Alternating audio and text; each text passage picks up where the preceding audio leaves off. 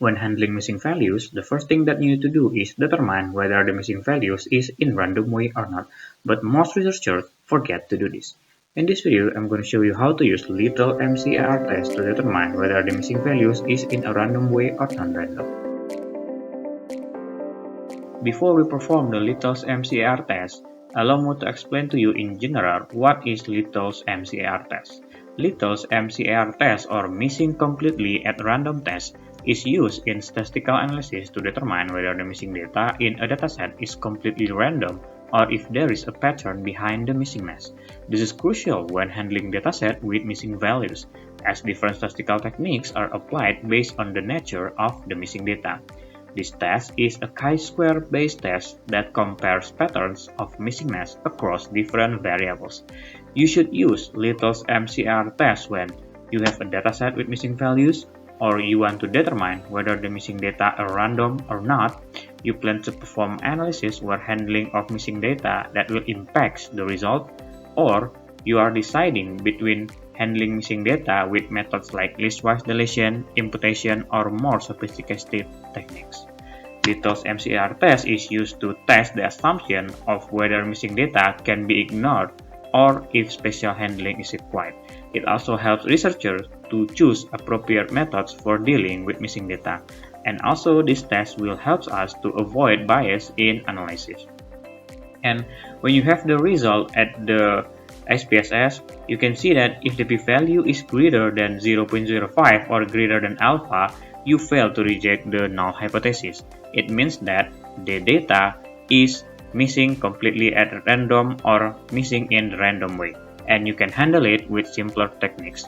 If the p-value is less than the alpha, it suggests that the data are not missing completely at random, or the data is missing in a non-random pattern, indicating that missingness is related to the observed and unobserved data. Okay, so now let's perform the analysis. In this exercise, I have data, of course fictitious data, about customer satisfaction. I have gender, expand, and Q1, which means question 1 to question 5 items. And at the variable view, you can see the gender is in nominal measurement, the expense in the scale measurement, and Q1 to Q5 in ordinal measurements. And at the level, we have the explanation from each name of the variable, and we have missing values here from expense to Q1's variable. Okay, I don't know why this data is missing. And before we decide a treatment for these missing values, let's define the pattern of the missing values is random or not. To do this, go to Analyze. We will use the Little MCAR test, Analyze, Missing Value Analysis, and then move the quantitative variables to the quantitative variable box like this. And if you have categorical variables, move it to the categorical variable box. Okay. At the estimation tab, don't forget to click the EM, or expectation maximization, because this option will show the Little's MCAR result. And then at the EM here, make sure the distribution is normal. Okay, click continue, and then click OK. At the univariate statistics table, you can see that the missing value from each items, we have 11% that is missing for Q1 variable. And let's move to the EM means table, because this table shows the Little's MCAR test result at the bottom of the table.